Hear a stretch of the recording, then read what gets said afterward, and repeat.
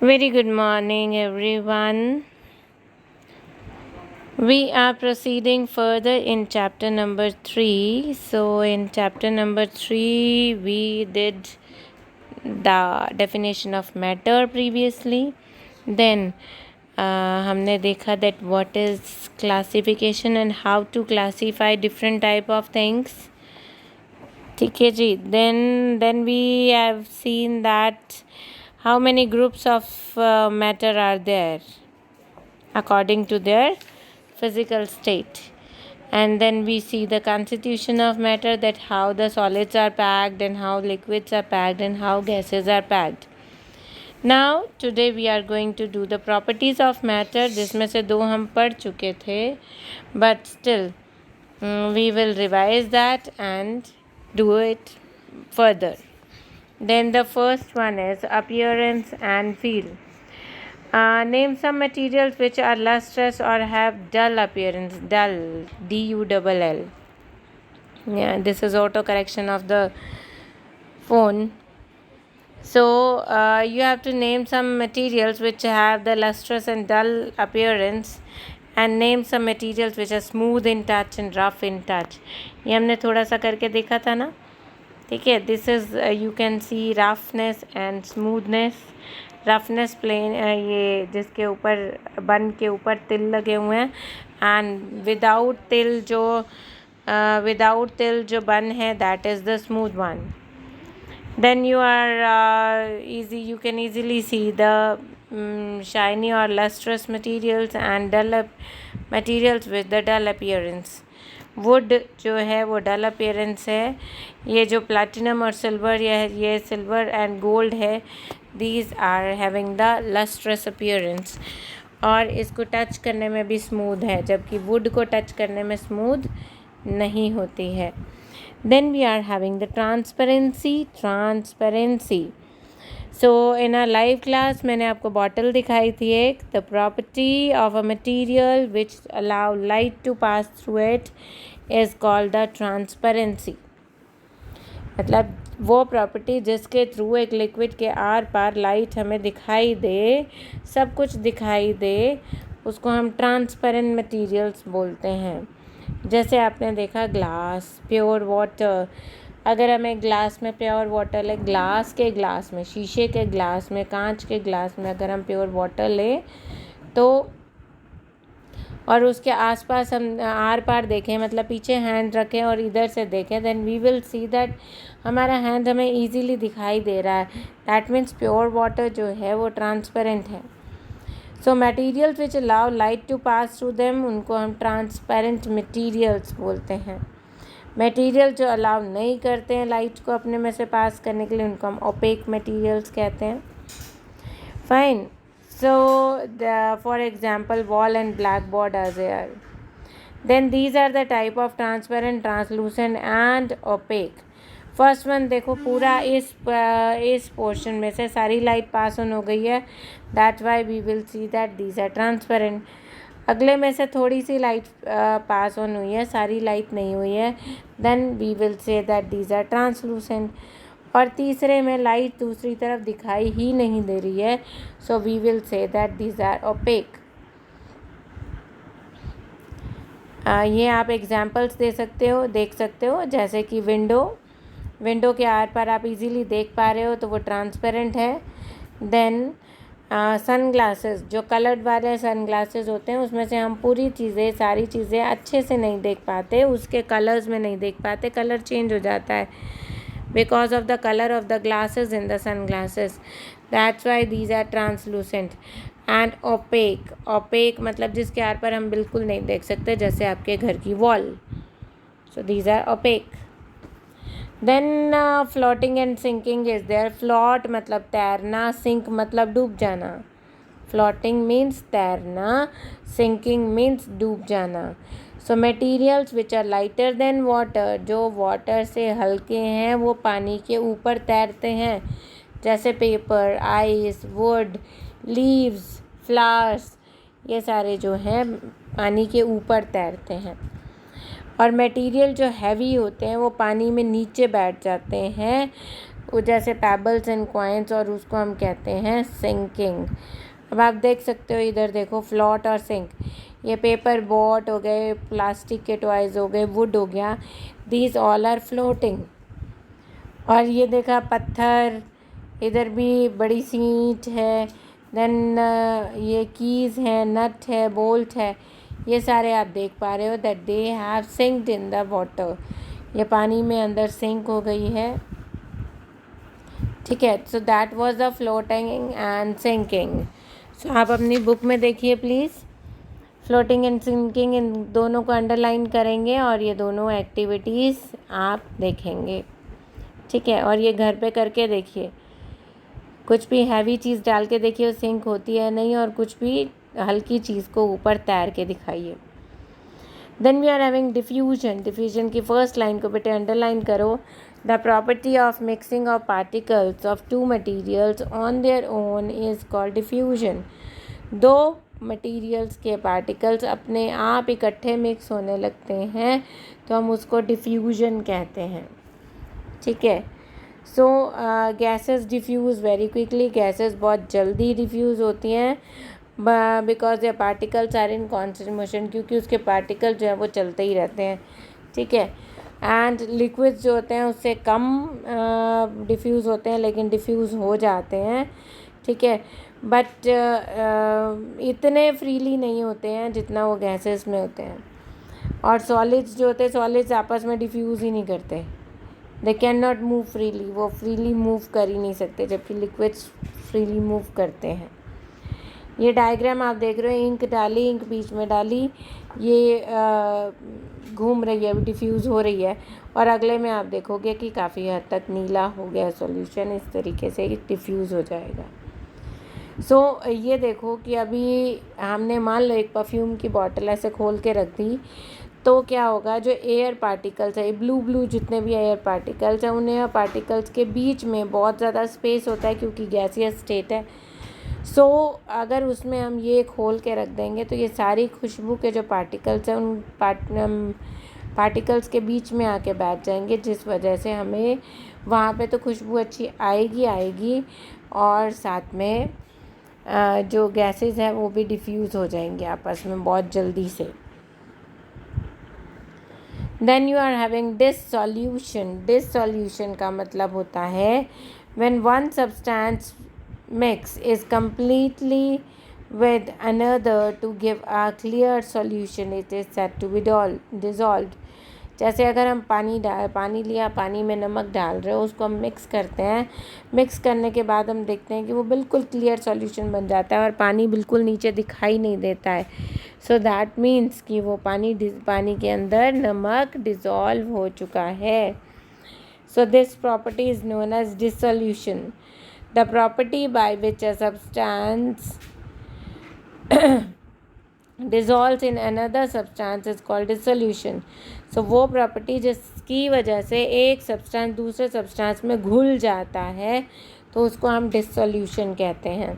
Like salt in water, जैसे पानी के अंदर सॉल्ट घुल गया, ये पानी के अंदर इनो वाली टैबलेट या डाइजीन की टैबलेट घुल गई, वही एंटासिड, ठीक है, ये भी वही है। Then dissolution of solids in water. पानी के अंदर सॉलिड कैसे घुलता है भाई, वो देखिए, कुछ सॉलिड्स जो होते हैं वो पानी में घुल जाते हैं which are soluble in water, तभी इनको हम सॉल्युबल सब्सटेंसेस भी बोलते हैं। सो जैसे सॉल्ट और शुगर हो गया in water. Some solids are not soluble in water, these are called insoluble substances. जो सब्सटेंसेस पानी में नहीं घुलते हैं हम उनको इनसॉल्युबल सब्सटेंसेस बोलते हैं, जैसे कि सैंड इन वाटर, ठीक है। सो एक्टिविटी 10 आपकी बुक की activity 10 what is saying, take 3 test tube and fill them half with water. उनको आधा आधा पानी में डाल दीजिए और mark the test tube as 1, 2 and 3।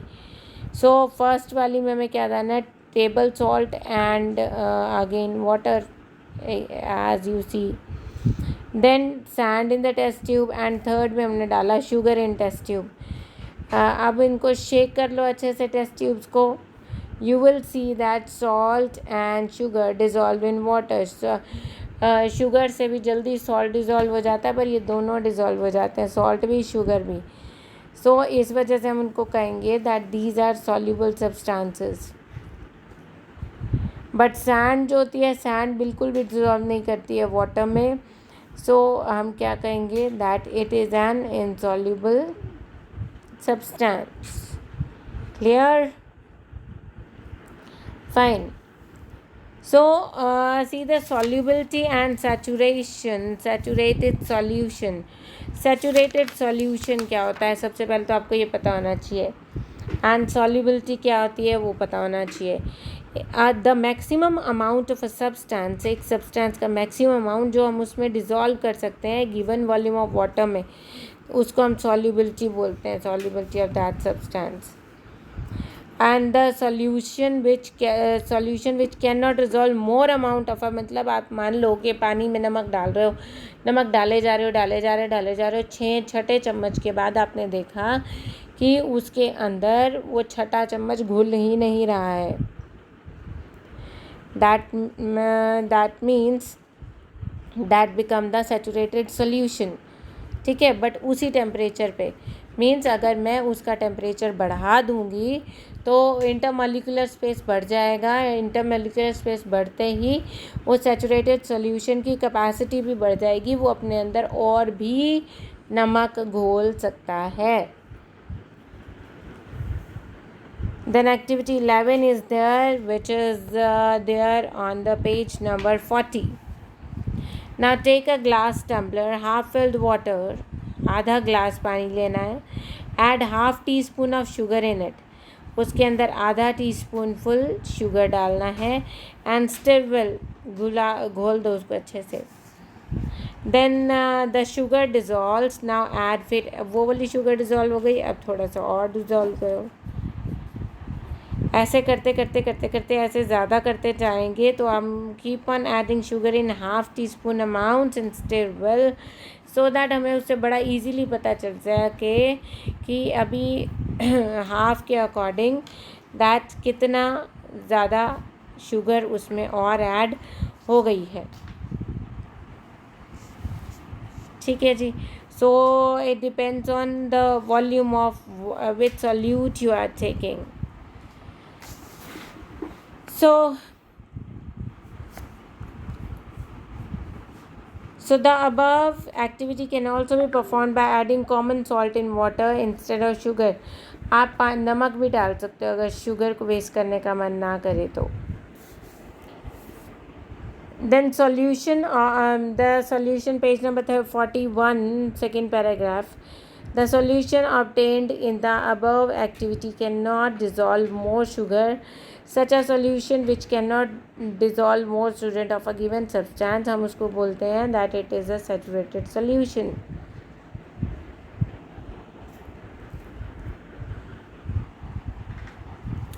So now we are coming on effect of temperature of solubility. Means solubility के लिए हम टेम्परेचर कैसे देख सकते हैं कि टेम्परेचर बढ़ाने से क्या सॉल्यूबिलिटी बढ़ेगी या कम होगी या कुछ भी नहीं होगा. So on increasing the temperature, the solubility of a substance also increases. Solubility भी increase हो जाएगी. And in a given volume of water, a large amount of substance can be dissolved if water is heated. अगर पानी को गर्म कर दिया गया है तो पानी में हम काफ़ी ज़्यादा अमाउंट डाल सकते हैं. किसका? नमक का, या कुछ भी और कुछ डाल रहे हो तो. Then you are having activity 12 that take equal volume of water into separate glass tumbler. 2 glass tumbler में पानी दे दो. Then heat the water in one of the tumbler. उसमें से एक को गर्म करो. And then add equal amount of sugar in 2 tumblers. Equal amount of sugar डालो दोनों टम्बलर्स में और उसको स्टिर करते जाओ, घुमाते जाओ। देन द शुगर डिज़ोल्व होती जाएगी। अब keep on adding measured amounts, बार बार उसको मैं ऐड करते जाओ शुगर को, लेकिन पता होना चाहिए अब पहला चम्मच है, दूसरा चम्मच है, तीसरा चम्मच, ज़्यादा डाला कम डाला, एक ही स्पेसिफाइड क्वालिटी, ताकि हमें इससे पता चल जाएगा कि कितने अमाउंट पे, कितना टेम्परेचर पे कितनी शुगर अंदर डिज़ोल्व होगी और कितनी नहीं होगी। ठीक है जी। Then you are having डिसोल्यूशंस।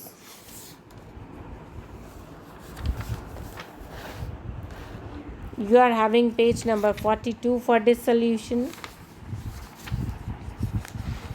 So you are having dissolution of liquids in water. Some liquids are generally in water, that is they dissolve in water.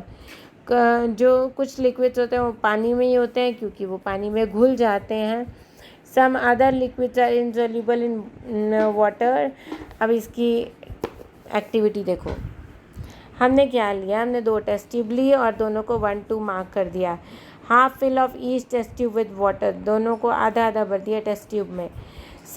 Then mix half teaspoon of lemon juice in test tube, and test tube कौन सी, first test tube. Half teaspoon of mustard oil in test tube 2। Now shake both the test tube and observe. अब दोनों test tube को shake करो बड़े अच्छे से। हम क्या देखेंगे कि the lemon juice is soluble in water, lemon juice पानी में सॉल्यूबल है, बट मस्टर्ड ऑयल जो है वो बिल्कुल भी सॉल्यूबल नहीं है। अभी हमने क्या देखा कि जो लेमन जूस है वो सॉल्यूबल है, लेकिन मस्टर्ड ऑयल जो है वो इनसॉल्यूबल है इन वाटर। ठीक है जी। नाउ